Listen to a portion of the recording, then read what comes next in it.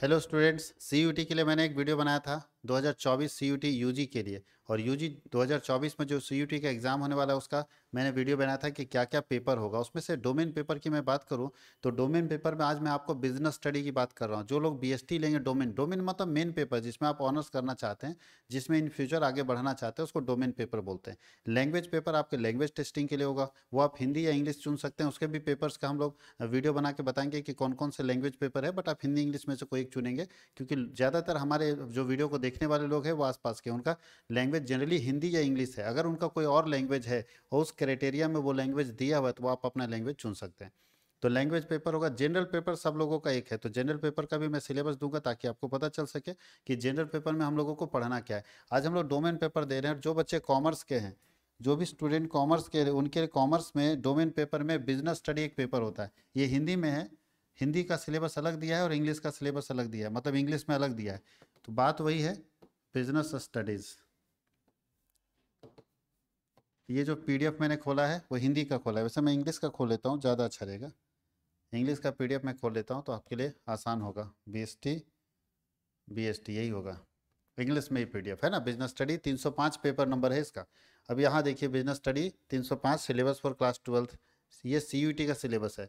और अगर आप सही से देखेंगे, 12th क्लास अगर आप अच्छे से पढ़े हैं तो जो 12th क्लास का सिलेबस था वो जस्ट सिलेबस सेम है यहाँ पे बीएसटी जो है डोमेन पेपर में। और डोमेन पेपर नंबर ये 305 है, याद रखिएगा पेपर नंबर। यहाँ बहुत अच्छे से लिखा है, there will be one question paper, एक क्वेश्चन पेपर होगा डोमेन का, विच विल हैव 50 क्वेश्चन, जिसमें 50 क्वेश्चन आपके पास दिए रहेंगे, जिसमें से आपको 40 का आंसर करना है। ठीक से रिपीट करते हैं, आपके डोमेन पेपर में 50 क्वेश्चन पूछे जाएंगे, जिसमें से आपको 40 क्वेश्चन का आंसर करना है। एक क्वेश्चन एक नंबर का होगा, एक क्वेश्चन एक नंबर का होगा। 50 क्वेश्चन में से 40 क्वेश्चन अटेम्प्ट लेना है आपको, ठीक है। ये सिलेबस है। अब चलते हैं हम लोग एक एक करके। तो सबसे पहला जो चैप्टर आपको पढ़ना है वो पढ़ना है principle and function of management. उसके अंदर फर्स्ट यूनिट हम लोगों को पढ़ना है nature and significant of management. तो अगर आप देखें, nature and significance of management exercise 1 बोलिए या यूनिट 1 बोलिए, यही आप अपने बीएसटी में क्लास 12 के बीएसटी में पढ़ रहे थे सेम। उसमें मैनेजमेंट का कॉन्सेप्ट पढ़ना, ऑब्जेक्टिव पढ़ना, इंपॉर्टेंस पढ़ना है, नेचर ऑफ मैनेजमेंट, प्रबंध की प्रकृति क्या होती है, लेवल्स ऑफ मैनेजमेंट पढ़ना है, मैनेजमेंट फंक्शन पढ़ना है और कोऑर्डिनेशन पढ़ना है। यही सिलेबस था आपका यूनिट 1 के अंदर बीएसटी में क्लास 12 का। दूसरा आपका यूनिट था प्रिंसिपल ऑफ मैनेजमेंट, जिसमें आप प्रिंसिपल ऑफ मैनेजमेंट का मीनिंग पढ़ेंगे, नेचर पढ़ेंगे, सिग्निफिकेंस पढ़ेंगे, फेयल्स प्रिंसिपल आप पढ़े थे, और टेलर साइंटिफिक मैनेजमेंट प्रिंसिपल पढ़े थे। यही 3 टॉपिक आपको पढ़ना था यूनिट 2 के अंदर। यूनिट 3 की बात करें तो बिजनेस इन्वायरमेंट, यूनिट 3 में हम लोगों को बिजनेस इन्वायरमेंट पढ़ना है, व्यवसायिक वातावरण इसको हम लोग बोलते हैं। इसमें हम लोगों को पढ़ना है बिजनेस इन्वायरमेंट, उसका मीनिंग, उसका importance, dimension of business environment पढ़ना है, और साथ ही साथ बोलता है इकोनॉमिक इन्वायरमेंट इन इंडिया पढ़ना है, और इम्पैक्ट ऑफ गवर्नमेंट पॉलिसी, ठीक है, changes on business and industry with special reference to the adoption of the policy of liberalisation, privatisation and globalisation. मतलब ये पूछना है इकोनॉमिक इन्वायरमेंट, जब इंडिया पढ़ेंगे तो economic reforms, new economic reforms, ठीक है, इसके बारे में पढ़ना है। जो नई आर्थिक नीति 1991 आई थी, इसके बारे में पढ़ना है। ये 3 यूनिट हो गया। चौथे यूनिट में आप बीएसटी के सिलेबस को देखेंगे तो चौथे यूनिट में आपको पढ़ना था प्लानिंग। अब कोई बच्चा सोच रहा होगा कि मेरा तो सर 12th का एमसीक्यू बहुत अच्छा है, एमसीक्यू बहुत अच्छे से याद कर लिए, हम तो कर लेंगे सीईटी। ऐसा नहीं है। इसका एमसीक्यू क्वेश्चन को जो स्टैंडर्ड होगा वो थोड़ा सा यूनिक होगा। आज हम आपको बताएंगे कि इसमें प्रीवियस ईयर में कैसा क्वेश्चन पूछा था, तो प्रीवियस ईयर का क्वेश्चन भी दिखाएंगे बिजनेस स्टडी के कि किस तरह से क्वेश्चन पूछ रहा है, तब आपको समझ में आएगा कि आप कितना क्वेश्चन उसमें अटेम्प्ट कर पाते हैं। तो आज पूरे सिलेबस को अच्छे से पढ़िए। मैं अभी दिखाने वाला हूँ पिछले साल कैसा क्वेश्चन पूछा गया था, किस स्टैंडर्ड का क्वेश्चन पूछा गया था। यूनिट 4 में हम लोगों को प्लानिंग पढ़ना है। प्लानिंग में meaning of plan, features, importance, limitations, planning process और टाइप्स ऑफ प्लान, यही 3 टॉपिक हम लोगों को प्लानिंग के अंदर पढ़ना है। यूनिट 5 में हमको ऑर्गेनाइजिंग पढ़ना है। ऑर्गेनाइजिंग में आपको मीनिंग एंड इंपॉर्टेंस पढ़ना है, स्टेप ऑफ ऑर्गेनाइजिंग प्रोसेस पढ़ना, स्ट्रक्चर ऑफ ऑर्गेनाइजेशन पढ़ना, फॉर्मल और इनफॉर्मल ऑर्गेनाइजेशन पढ़ना है, डेलीगेशन ऑफ अथॉरिटी पढ़ना है, डिसेंट्रलाइजेशन पढ़ना, difference between delegation and decentralisation. ये सारे टॉपिक्स आप बीएसटी में पढ़ चुके हैं, और कोई भी टॉपिक ऐसा नहीं जो बीएसटी में आप नहीं पढ़े 12th में, बट थियोरटिकल पोर्शन पढ़ चुके हैं। इसका थोड़ा सा एडवांस पोर्शन हम लोगों को पढ़ना है। अगर हम बात करें स्टाफिंग की, तो स्टाफिंग के अंदर हम लोगों को पढ़ना है सबसे पहले मीनिंग ऑफ स्टाफिंग, नियुक्तिकरण क्या है, उसका महत्व क्या है, ये पढ़ना है आपको। Staffing is a part of human resource management, human resource management में स्टाफिंग का क्या रोल है।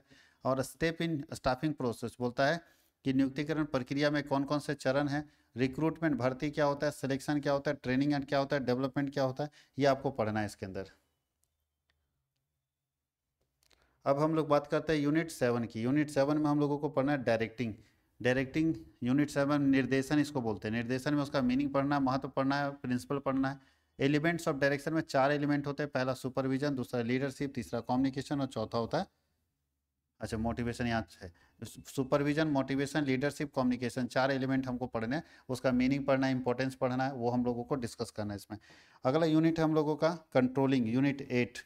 जो मैनेजमेंट की बात करें तो बिजनेस मतलब मैनेजमेंट एंड इट्स फंक्शन में हम लोगों को पढ़ना 8 तक यूनिट। तो उसमें पढ़ना है meaning and importance, relationship between planning and controlling, steps in the process of control और टेक्निक ऑफ कंट्रोलिंग।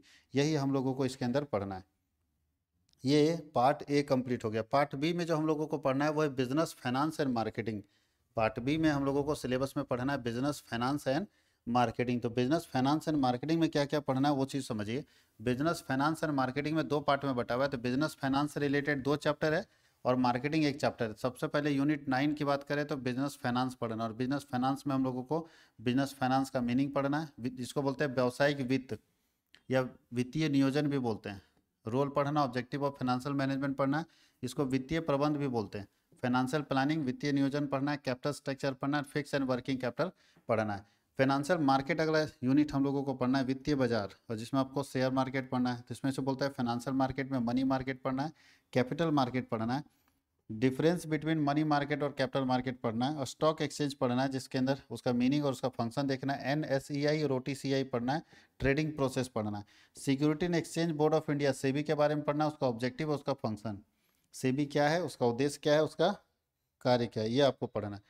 और हम लोग चलते हैं यूनिट 9 की बात करते हैं। अगर आप देख रहे हैं तो आपका BST डिट्टो है, जो अभी आप 12th में BST पढ़े, चाहे CBSE में पढ़े, चाहे स्टेट बोर्ड में पढ़े, सेम का सेम सिलेबस है। लेकिन क्वेश्चन पूछने का पैटर्न थोड़ा सा देखिएगा, तब आपको समझ में आएगा कि थोड़ा मेहनत करना पड़ेगा।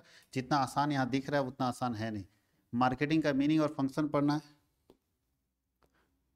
मार्केटिंग का मीनिंग पढ़ना है, फंक्शन पढ़ना है, difference between marketing and selling पढ़ना है, मार्केटिंग मिक्स पढ़ना है। ठीक है, आप पढ़ चुके हैं विपणन मिश्रण, उसके अंदर 4P कॉन्सेप्ट होता था, P for product, P for physical distribution, promotion और प्राइस। ये 4P आपको इसमें पढ़ना है, बस यही काम इसमें हम लोगों को करना है।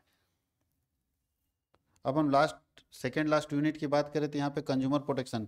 जो स्टेट बोर्ड वाले बच्चे हैं उनका कंज्यूमर प्रोटेक्शन ही पढ़ना था, ये नहीं पढ़ना था। अगर झारखंड बोर्ड के बच्चे, बिहार वाले में ये पढ़ना था, तो सबका अलग अलग है। इंपॉर्टेंस ऑफ कंज्यूमर प्रोटेक्शन पढ़ना है, कंज्यूमर राइट्स पढ़ने हैं,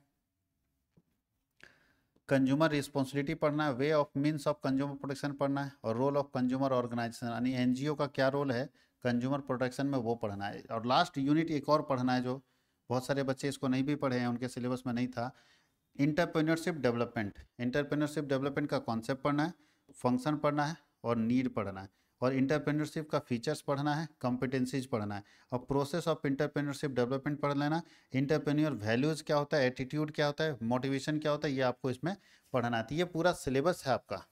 जो BST का, अगर कोई डोमेन पेपर BST रखते हैं, अगर एक डोमेन पेपर BST, वैसे कोई कोई 4 डोमेन पेपर रखते हैं, तो उनको चारों पढ़ना होगा। लेकिन BST में जो पढ़ना होगा उसका सिलेबस मैं आपको दे रहा हूँ। अगर कोई डोमेन पेपर सिंगल रखें BST, तो वो BST पढ़ेंगे। तो जो डोमेन पेपर रखेंगे, इसका मतलब है कि किस में आप एग्जाम देना चाहते हो। कोई बच्चा कमेंट करके पूछ रहा था डोमेन किसको बोलते हैं, तो डोमेन का मतलब है जिसमें आप एग्जाम लिखना चाहते हो। आपको लगता है कि सर लैंग्वेज पेपर और जनरल पेपर के अलावा हमारा जो अपना पेपर होगा, जो कॉमर्स का पेपर होगा, उसमें हम जिसमें एग्जाम लिखना चाहते हैं वो डोमेन पेपर में आएगा। जिसमें आप एग्जाम लिखना चाहते हैं वो क्या आएगा, डोमेन पेपर में आएगा, याद रखना है। तो डोमेन वह पेपर होगा जो जिसमें आप एग्ज़ाम लिखना चाहते हैं। देखिए 2022 का क्वेश्चन आपके पास होगा, हिस्ट्री फिजिक्स। देखिए BST का क्वेश्चन ये है, 2022 का क्वेश्चन BST का। ठीक है, 2022 में सेट 36 का क्वेश्चन है, जो 36वां सेट शिफ्ट हुआ था, उसमें पहला शिफ्ट का है लैंग्वेज इंग्लिश। इंग्लिश में क्वेश्चन है, देख लीजिए। यहाँ क्वेश्चन का जो पैटर्न है थोड़ा सा स्टैंडर्ड है। क्वेश्चन का जो पैटर्न है थोड़ा सा स्टैंडर्ड है। सबसे पहले क्या लिखा है, dot dot dot is the managerial function that monitors organisational performance toward the achievement या अटेनमेंट ऑफ ऑर्गेनाइजेशनल गोल। ऐसा कौन सा प्रबंध का काम है जो किसी संस्था के उद्देश्यों को प्राप्त करने के लिए पूरा मॉनिटरिंग का काम करता है। तो मॉनिटरिंग का काम पूरे संस्था के उद्देश्यों को प्राप्त करने के लिए मॉनिटरिंग का काम कौन सा काम करता है, ये कौन सा ऐसा मैनेजमेंट का काम है जो पूरा मॉनिटरिंग का काम करता है, ताकि जो व्यवसाय के उद्देश्य हैं उसको प्राप्त किया जा सके। तो इसके लिए आपको कंट्रोलिंग एक फंक्शन पढ़ाया गया था। आगे क्वेश्चन एक और पूछ रहा है,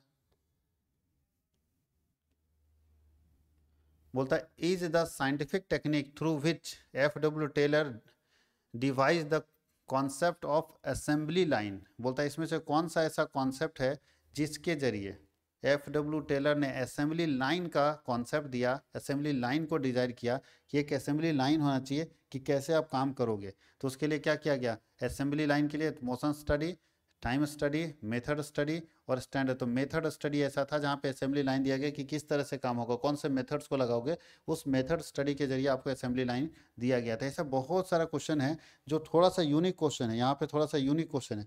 अगर आप क्वेश्चन को नहीं समझ पाएंगे तो नहीं बना पाएंगे। देखिए क्वेश्चन एकदम ऐसा ऐसा दिया ना, जैसे कहानी, देखिए कितना बड़ा बड़ा क्वेश्चन दिया है, क्वेश्चन कहानी के रूप में दिया और फिर से पूछा जा रहा है। तो आपको थोड़ा सा मेहनत करना पड़ेगा, पढ़ना पड़ेगा, इतना आसानी से ये बात आपको समझ नहीं आएगी और लगता है कि हम मार लेंगे तो दिक्कत होगा, क्योंकि क्वेश्चन थोड़ा सा टर्न करके देगा। तो इसके जो स्टैंडर्ड्स का क्वेश्चन है वो थोड़ा सा टफ रहेगा। तो हम लोग इसकी भी तैयारी यूट्यूब के ऊपर करेंगे और इसी चैनल पर करेंगे। CUET की कंप्लीट तैयारी यूट्यूब के ऊपर होगी, इसी चैनल के ऊपर होगी और यूट्यूब के लेवल पर होगा। हम लोग उस लेवल पर प्रिपरेशन करवाएंगे, चूँकि इसमें सारे क्वेश्चन जो पूछे जाएंगे आपके CUET 2024 में, वो सारे क्वेश्चन MCQ पूछे जाएंगे। याद रखिएगा, MCQ पूछा जाएगा। और MCQ का हम लोग यूट्यूब के ऊपर भी बहुत सारा क्लास लेंगे, यूट्यूब के ऊपर भी बहुत सारा क्लास मिलेगा आपको फ्री ऑफ कॉस्ट। लेकिन सारे क्लास फ्री ऑफ कॉस्ट नहीं मिलेंगे, कुछ क्लास पेड क्लास में जाएंगे जिनको सारी सुविधाएं मिलेगी, क्योंकि टीचर अगर आते हैं और पढ़ाते हैं तो उनका जो पेमेंट बनता है वो तो देना पड़ेगा। इसलिए बहुत सारे क्लासेस हम लोग यूट्यूब के ऊपर फ्री ऑफ कॉस्ट ले लेंगे जो डोमेन पेपर का होगा। तो हम लोग स्टार्ट करेंगे जल्द ही। अभी हम लोग एक एक करके सारे डोमेन पेपर का सिलेबस आपको समझा देंगे। सिलेबस समझाने के बाद, चूंकि BST का हो गया, अकाउंट्स बचा है, इकोनॉमिक्स बचा है, तो सारे डोमेन पेपर का सिलेबस समझा देंगे, जनरल पेपर का सिलेबस समझा देंगे। उसके बाद हम लोग क्लासेस स्टार्ट करेंगे 2 या 3 मार्च से कंटिन्यू। फिर आपके पास ये सारे क्लासेस कंटिन्यूस जाते रहेंगे। आप उसको ध्यान से देखिए और अपने दोस्तों को भी शेयर कीजिए, ज़्यादा से ज़्यादा लोगों तक इसको पहुँचाइए, ताकि ये सुविधा सारे लोगों तक पहुँच सके और सारे लोगों को इसकी जानकारी हो सके कि CUET की परीक्षा देना सभी के लिए अनिवार्य है। अनिवार्य कर दिया गया है, ऑप्शनल नहीं है। सारे बच्चों को CUET देना पड़ेगा, चाहे हंस के दे चाहे रो के। अगर नहीं देंगे तो उनका एडमिशन कभी भी नहीं हो पाएगा। ये बहुत बड़ी गलती हो जाएगी वैसे लोगों के लिए जो इसको नज़रअंदाज कर रहे हैं, ध्यान नहीं दे रहे हैं, कह रहे ठीक है CUET देख लेंगे। बिना CUET का आपका एडमिशन नहीं हो पाएगा, CUET आपको लिखना ही पड़ेगा। तो आप फंस जाओगे, रुक जाओगे, उससे अच्छा है कि सचेत हो जाओ और CUET का फॉर्म जरूर भरो। Thank you.